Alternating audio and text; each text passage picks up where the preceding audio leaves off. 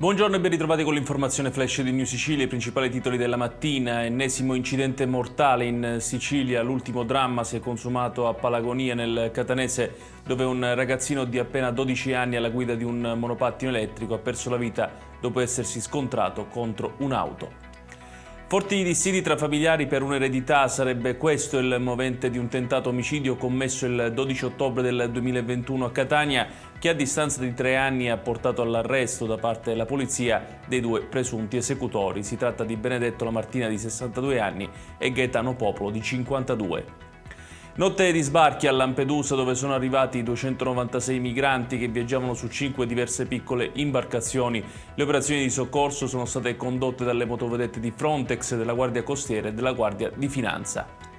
Il principe Alberto II di Monaco è stato ospite a Palermo, alla scuderia di Palazzo dei Normanni, per l'inaugurazione dei lavori del 43esimo congresso della Commissione internazionale per l'esplorazione scientifica del Mar Mediterraneo.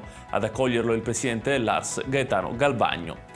Infine, una stazione sismoacustica ad alta sensibilità realizzata da ricercatori di NGV e Istituto Nazionale di Fisica Nucleare è stata deposta a 3.500 metri di profondità nella piana abissale del Mar Ionio a sud-est di Siracusa. Servirà a raccogliere informazioni su ambienti ancora poco conosciuti. Ed è tutto per questa edizione, tutti i dettagli su queste notizie li trovate come sempre sul nostro sito www.newsicilia.it. Grazie per averci seguito e arrivederci.